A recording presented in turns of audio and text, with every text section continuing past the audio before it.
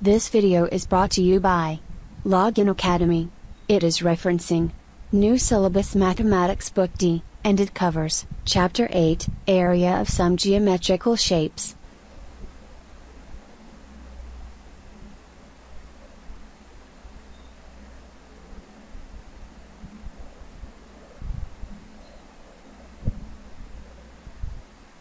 इस वीडियो में हम ये देखेंगे कि ये एरिया क्या होता है और एरिया निकालने की हमें ज़रूरत क्यों पड़ती है। Area is the amount of surface enclose with in the boundary of a shape. Area एक अमाउंट ऑफ सरफेस होता है जो किसी भी शेप की बाउंड्री के अंदर होता है। फॉर एग्जांपल ये मेरे पास एक शेप है, रेड कलर से मैंने इसकी बाउंड्री शो की है, इसको मैं मज़ीद हाईलाइट कर रही हूँ। ये इस शेप की बाउंड्री है मेरे पास, और जो सरफेस एरिया आपको अंदर नज़र आ रहा है ये इस शेप का एरिया है। इसे डिफरेंट कलर से हाईलाइट कर लेते हैं ताकि समझने में आसानी हो।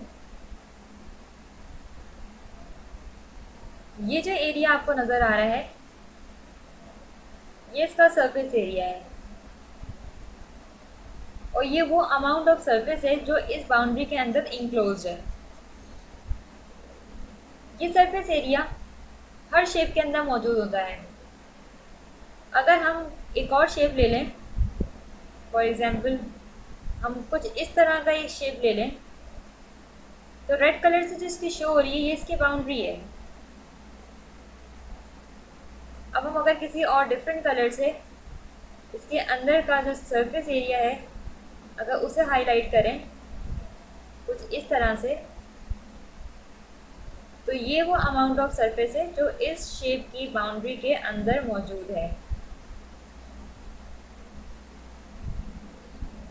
ये आप देख सकते हैं, ये पूरा जितना भी एरिया जो मैं इस कलर से कवर कर रही हूँ ये इस बाउंड्री के अंदर मौजूद एरिया है। नाउ अब मेरा क्वेश्चन है, why do we need to find out an area? इससे पहले हम इसको रिमूव कर लेते हैं।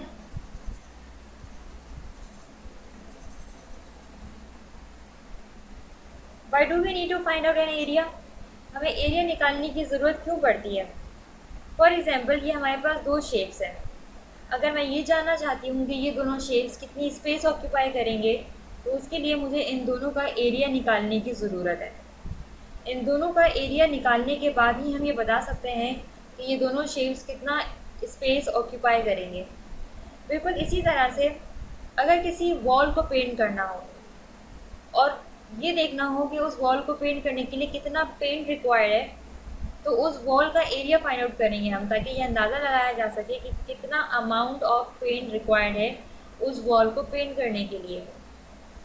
इसके साथ ही साथ एक एग्जांपल हम ये भी देख लेते हैं कि अगर हमें किसी गार्डन से कुछ नंबर ऑफ़ एप्पल्स कैच करके लेकर आने हैं तो उसके लिए हमें अपने पास जो हमारे पास जो बास्केट होगी जिसके अंदर हम कैरी करेंगे वो एप्पल्स, उसका एरिया पता होना हमें ज़रूरी है ताकि हम ये अंदाज़ा लगा सकें कि हम इस एक स्पेसिफिक बास्केट के अंदर कितने एप्पल्स को कैरी कर सकते हैं।